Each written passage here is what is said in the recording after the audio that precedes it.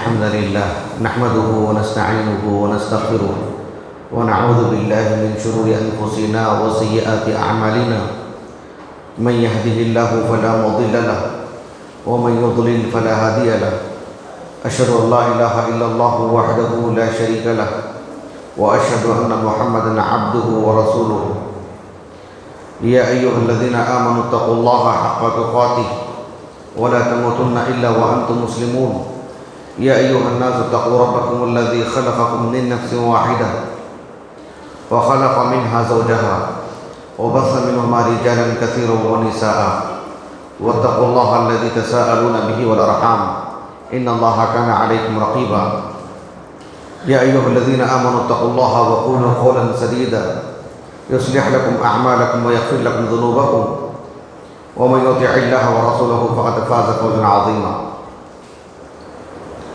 أما بعد فإن خير الحديث كتاب الله وخير الهدي هدي محمد صلى الله عليه وسلم وشر الأمور محدثاتها وكل محدثة بدعة وكل بدعة ضلالة وكل ضلالة في النار. حاضرین جمعہ اور پردہ نشین خواتین اسلام، آج کی اس خطبہ جمعہ میں میری اور آپ کی نجات کے لیے ایک ضروری بات کی طرف اشارہ کروں گا. اللہ رب العالمین نے ہم سب کو اس دنیا میں ایک وقت کے لیے بھیجا ہے. ہم دیکھتے آ رہے ہیں کہ ہمارے سے پہلے ان گنت لوگ دنیا میں آئے اور اس دنیا سے رخصت ہو گئے جن کا علم صرف اللہ رب العالمین کو ہے. اللہ سبحانہ و تعالیٰ نے انسان کو ایک لمبی عمر عطا کرتے ہیں. 60 سال کوئی معمولی عمر نہیں ہے. پچھلے زمانے میں اللہ تعالیٰ نے 1000 سال کی بھی عمر عطا کی انسان کو. اللہ تعالیٰ نے انسان کو زندگی دی، زندگی کے ساتھ صحت دی، بیوی بچے اللہ نے عطا کیے. اللہ سبحانہ و تعالیٰ نے امن عطا کیا، زندگی کی سبھی ضروریات اللہ نے عطا کی. اللہ سبحانہ و تعالیٰ نے انسان کو کئی طرح سے آزمایا بھی، لیکن اللہ نے ان کے لیے موت کو مقدر کر کے رکھا. جب انسان کی موت آتی ہے وہ انسان کی زندگی کا ایک مرحلہ ہے جہاں وہ ختم ہو جاتا ہے. اس کے بعد انسان کی زندگی کا ایک اور مرحلہ شروع ہوتا ہے جسے برزخ کی زندگی کہتے ہیں. بہت ہی انسان کو یعنی مبتلا کر دینے والی زندگی، انسان کو ہر طرح سے پرکھی جانے والی زندگی، ایک ایسی زندگی ہے برزخ کی جو ہمارے سوچ اور خیالات میں آ نہیں سکتی ہے. اللہ سبحانہ و تعالیٰ نے برزخ کی زندگی کو، قبر کی زندگی کو ہم سے مخفی رکھا ہے. قرآن مجید میں اللہ تعالیٰ نے جہاں قیامت سے متعلق بیان فرمایا، اللہ نے برزخ کی زندگی سے متعلق بھی کہا، قبر کی زندگی سے متعلق. قرآن مجید میں موسیٰ علیہ السلام اور فرعون کا قصہ کتنے مقامات پر ہے. ایک سورہ ہے سورۃ غافر یا سورۃ المؤمن. اس سورت میں اللہ رب العالمین نے فرعون کا بھی ذکر فرمایا. جب فرعون کا خاتمہ ہوا تو اللہ تعالیٰ نے کہا کہ النار یعرضون علیہا غدوا وعشیا ویوم تقوم الساعة ادخلوا آل فرعون اشد العذاب. اللہ رب العالمین نے کہا کہ فرعون اور اس کے طریقے پر چلنے والے جو لوگ تھے ان سب پر فی الحال صبح اور شام آگ پیش کی جا رہی ہے، انہیں آگ پر پیش کیا جا رہا ہے. فرعون کو اور جو بھی اس کے طور طریقے پر تھے ان کو اللہ تعالیٰ آگ پر پیش کر رہے ہیں، آگ ان پر پیش کی جا رہی ہے. فی الحال صبح شام. وَيَوْمَ تَقُومُ السَّاعَةُ أَدْخِلُوا آلَ فِرْعَوْنَ أَشَدَّ الْعَذَابِ. جب قیامت واقع ہوگی تب تو ان کو ہمیشہ کی جہنم میں ڈھکیل دیا جائے گا، جو کہ سخت عذاب ہے، ہمیشہ کا عذاب ہے. لیکن فی الحال تو صبح و شام قبر میں ان کو جو ہے آگ پر پیش کیا جا رہا ہے، یہ بتانے کے لیے یہی تمہارا ٹھکانہ ہے. قبر کی زندگی کی بات کر رہا ہوں. اس آیت کریمہ کی تفسیر میں حافظ ابن کثیر رحمہ اللہ نے کہا کہ هذه الآية أصل كبير في استدلال أهل السنة على عذاب البرزخ في القبور، کہ قبروں میں عذاب ہوگا. قبر میں ایک نافرمان کو، ایک کافر کو اللہ تعالیٰ عذاب دیں گے. یہ آیت کریمہ اہل السنہ کے دلائل میں سے ایک جو ہے اصل دلیل ہے، ایک بنیادی دلیل ہے قرآن مجید کی آیت کریمہ کے اعتبار سے. اللہ رب العالمین نے کئی مقامات پر قرآن مجید میں قبر کی زندگی سے متعلق بیان فرمایا. قبر کا لفظ نہیں ہے اس میں، عذاب قبر کا لفظ نہیں ہے، لیکن اس سے مراد وہی ہے. مفسرین نے وہی بات کی، سلف سے وہی منقول ہے. اللہ رب العالمین نے سورۃ التوبہ کے بالکل اواخر میں منافقین کا ذکر اللہ تعالیٰ نے تفصیل سے کیا ہے. سورۃ التوبہ میں اللہ تعالیٰ نے کہا وَمِمَّنْ حَوْلَكُمْ مِنَ الْأَعْرَابِ مُنَافِقُونَ وَمِنْ أَهْلِ الْمَدِينَةِ مَرَضُوا عَلَى النِّفَاقِ لَا تَعْلَمُهُمْ نَحْنُ نَعْلَمُهُمْ سَنُعَذِّبُهُمْ مَرَّتَيْنِ ثُمَّ يُرَدُّونَ إِلَى عَذَابٍ عَظِيمٍ. اللہ تعالیٰ نے کہا کہ مدینہ، جو مدینہ نبویہ ہے نا، مدینہ نبویہ کے اس وقت کی بات ہے جب یہ آیت کریمہ نازل ہوئی، اللہ کے رسول تھے صلی اللہ علیہ وسلم، اس وقت کی بات ہے کہ مدینہ کے آس پاس میں اور کچھ مدینے میں بھی منافقین ہیں جو اپنے نفاق پر اڑے ہوئے ہیں. اے اللہ کے رسول، آپ ان کو نہیں جانتے، ہم جانتے ہیں ان کو. اللہ نے کہا کہ ہم ان کو دو مرتبہ عذاب دیں گے، 2 مرتبہ عذاب دیں گے اور پھر تیسری مرتبہ ہمیشہ کے لیے جہنم میں ڈالیں گے. وہ 2 مرتبہ کا عذاب کون سا ہے؟ امام مجاہد رحمہ اللہ کہتے ہیں کہ کئی باتیں آتی ہیں اس میں، القتل والصبی، اور کہا کہ الجوع وعذاب القبر. اللہ رب العالمین فقر و فاقہ سے آزمائیں گے اس دنیا میں، اور عذاب قبر سے بھی آزمائیں گے ان کو. عذاب قبر سے 2-4 کریں گے اور پھر جب قیامت واقع ہوگی تو ہمیشہ کے لیے جہنم. منافقین کے بارے میں اللہ نے کہا. یعنی اس آیت میں بھی اللہ تعالیٰ نے عذاب قبر کا ذکر فرمایا. ایک آیت کریمہ ہے سورۃ الطور کے اواخر میں وَإِنَّ لِلَّذِينَ ظَلَمُوا عَذَابًا دُونَ ذَلِكَ وَلَكِنَّ أَكْثَرَهُمْ لَا يَعْلَمُونَ. اللہ نے کہا کہ جو لوگ نافرمان ہیں، ظالم ہیں، کافر اور مشرک ہیں، ان کو جو قیامت میں جو عذاب دیا جائے گا جہنم کی شکل میں، کہا کہ اس کے علاوہ بھی ایک عذاب ہے جو اس کے مقابلے میں تھوڑا ہلکا ہے، اور اس سے پہلا والا عذاب ہے جہنم میں جو سزا ملے گی کافروں کو. کہا کہ عذاباً دون ذالک، اس سے پہلے بھی ایک عذاب ہے، اس سے ہلکا پھلکا عذاب اس کے مقابلے میں. امام ابو جعفر الطبری رحمہ اللہ اپنی تفسیر میں اپنی سند سے اس آیت کریمہ کی تفسیر میں صحابی رسول براء بن عازب اور عبداللہ بن عباس رضی اللہ عنہما ان سے اس بات کو نقل فرمائی ہے کہ وہ عذاب قبر مراد ہے، ایک جہنم کا عذاب اور اس سے پہلے قبر کا عذاب.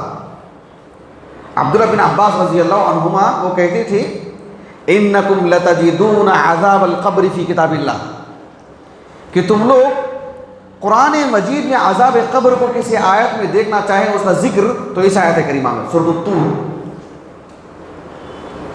امام بخاری رحمہ اللہ نے بھی سورۃ التوبہ اور سورۃ غافر کی آیت کریمہ کو مستقل باب قائم کر کے باب عذاب القبر یہ آیت کریمہ نقل فرمائی ہیں اپنی صحیح بخاری کی کتاب الجنائز میں. امام بخاری کی جو صحیح ہے اس کی کتاب الجنائز میں۔ خلاصہ کلام یہ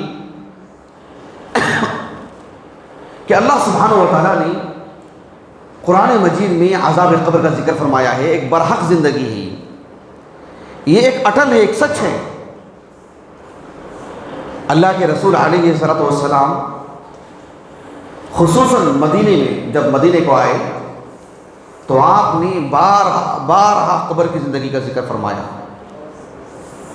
مدینے کی زندگی میں بکثرت۔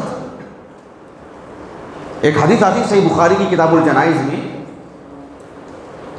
اسماء بنت ابی بکر صدیق رضی اللہ عنہما وہ کہتی ہیں کہ آپ صلی اللہ علیہ وسلم ایک مرتبہ خطبہ ارشاد فرما رہے تھے، آپ کھڑے ہوئے اور کھڑے ہو کر کے خطبہ ارشاد فرما رہے تھے، فذکر فیہا فتنة القبر التي يفتتن فيها المرء، فذکر فتنة القبر۔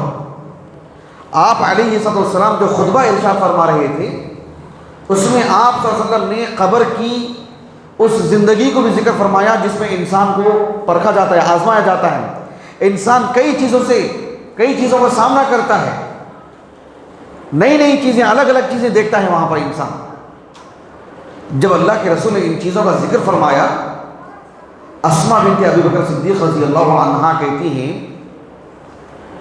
کہ جو حاضرین تھے نا، اللہ کے رسول کا خطبہ سن رہے تھے، اسماء بنت ابی بکر صدیق رضی اللہ عنہا کہتی ہیں فلما ذکر ذلک ضج المسلمون ضجۃ، جب آپ صلی اللہ علیہ وسلم نے قبر کی زندگی کو بیان فرمایا تو پوری مجلس چیخیں مار کے رونے لگی، پوری مجلس صحابہ کی۔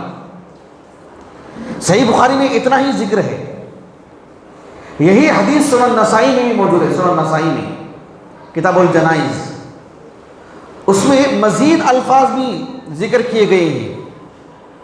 اسماء بنت ابی بکر صدیق رضی اللہ عنہا کہتی ہیں جب مسلمان چیخیں مار کے رونے لگے، کہا کہ حالت بینی و بین ان افہم کلام رسول اللہ صلی اللہ علیہ وسلم، کہ مسلمانوں کی زوردار آواز کی وجہ سے، چیخنے کی وجہ سے، وہ نوحہ کے انداز میں نہیں، سب کے ملنے سے جو آوازیں بلند ہو گئی، سب پھوٹ کے جو رو رہے تھے، کہا کہ حالت بینی و بین ان افہم کلام رسول اللہ صلی اللہ علیہ وسلم، کہ ان چیخوں کی وجہ سے، ان آوازوں کی وجہ سے میں اللہ کے رسول کی بات سمجھ ہی نہیں پائی کہ کیا بولنا چاہ رہے ہیں اللہ کے رسول، کیا کہا آپ نے، سمجھ ہی نہیں پائی میں اللہ کے رسول کی بات۔ جب اللہ کے رسول صلی اللہ علیہ وسلم اپنی بات سے فارغ ہو گئے تو اسماء رضی اللہ عنہا کہتی ہیں میرے قریب میں ایک صاحب بیٹھے ہوئے تھے، میں نے ان سے کہا کہ بارک اللہ لک، اللہ رب العالمین کی برکتیں آپ کے لیے ہو، ماذا قال رسول اللہ صلی اللہ علیہ وسلم فی آخر کلامی، اللہ کے رسول صلی اللہ علیہ وسلم نے آخر میں کیا فرمایا، مجھے تو سنائی نہیں دیا، سب جو رو رہے تھے اس کی وجہ سے میں کچھ سمجھ نہیں پائی، کیا کہا اللہ کے رسول نے؟ وہ صاحب نے کہا کہ آپ صلی اللہ علیہ وسلم نے فرمایا لقد اوحی الی انکم تفتنون فی البرزخ، انکم تفتنون فی القبور قریبا من فتنۃ الدجال، کہا کہ اللہ نے مجھ پر وحی نازل کی کہ تم سب اپنی قبروں میں آزمائے جاؤ گے۔ آزمائشیں تو اس دنیا کے اندر ہیں، لیکن انسان وہاں ایسی چیزوں کا سامنا کرے گا جسے سامنا کرنا ہی پڑے گا، جسے جھیلنا ہی پڑے گا، اور وہ ساری چیزیں آج ہماری اس دنیا میں ہم محسوس نہیں کر سکتے، دیکھ نہیں سکتے ہیں، غیبی چیزیں ہیں۔ تفتنون فی القبور قریبا من فتنۃ الدجال، دجال کا جو فتنہ ہوگا قریب اسی طرح سے آزمایا جائے گا انسان قبر میں بھی۔ میں ایک واقعہ آپ کو سناتا ہوں قبر کے عذاب سے متعلق۔ ایک حدیث مبارکہ ہے صحیح مسلم کی، کتاب صفت الجنت و نعیمہا و اہلہا۔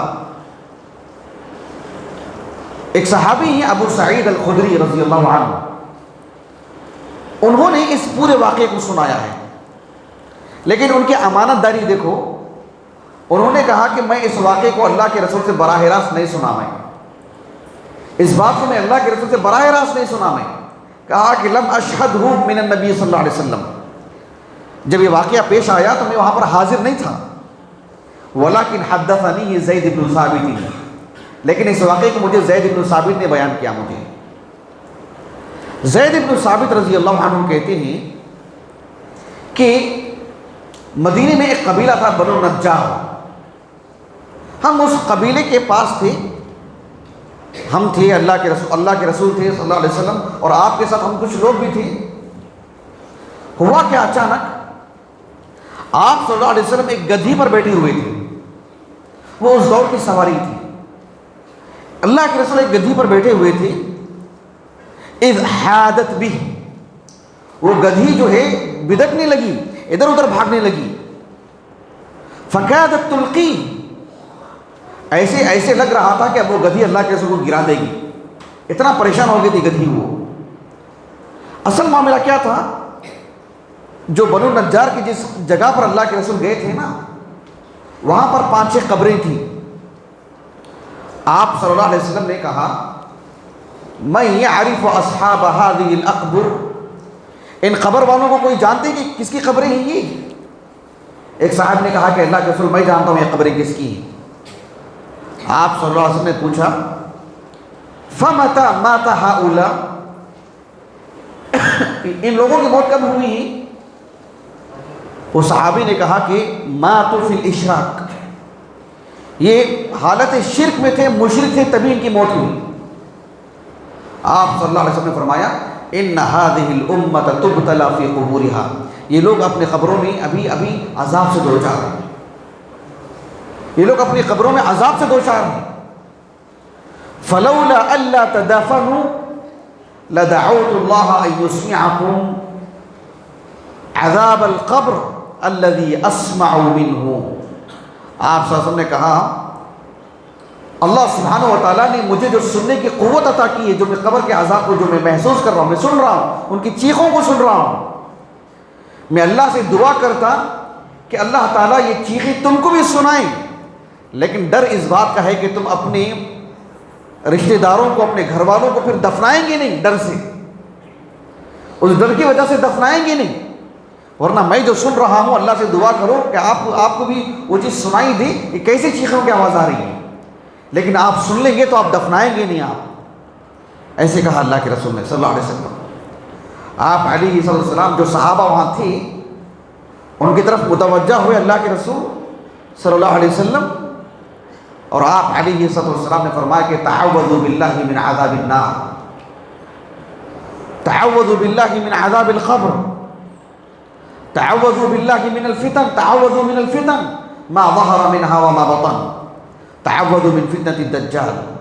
اللہ کے رسول صلی اللہ علیہ وسلم نے کہا کہ جہنم سے، عذاب قبر سے، انسان کی زندگی میں جو فتنے آتے ہیں ظاہر میں باطن میں، دجال کا جو فتنہ ہے، کہا کہ ان سب سے پناہ مانگو۔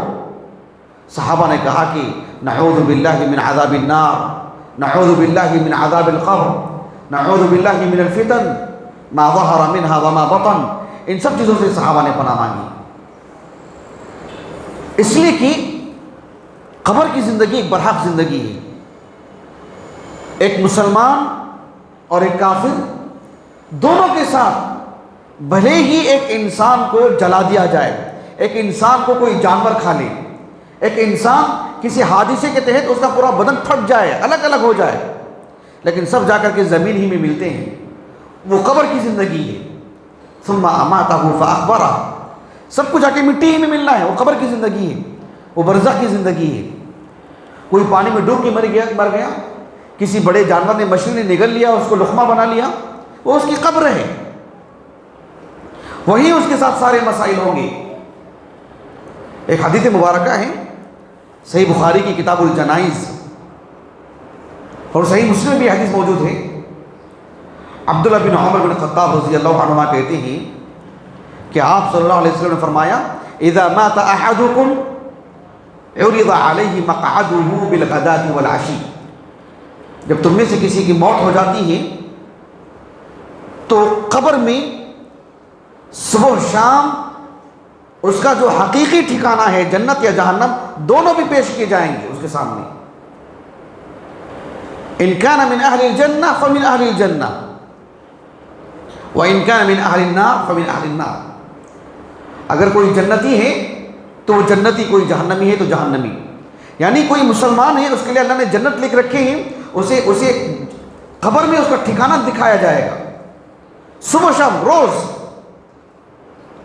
اور کوئی کافر ہے، اللہ نے اس کے لیے جہنم لکھ رکھی ہے، صبح شام قبر میں اس کے لیے جہنم پیش کی جائے گی روزانہ صبح شام، حتی یبعثک اللہ یوم القیامہ، کہ قیامت جب تک نہیں واقع ہوگی جب تک اسے اس کا منظر دکھایا جائے گا، اس کا ٹھکانہ دکھایا جائے گا کہ تمہارا حقیقی ٹھکانہ یہ ہے.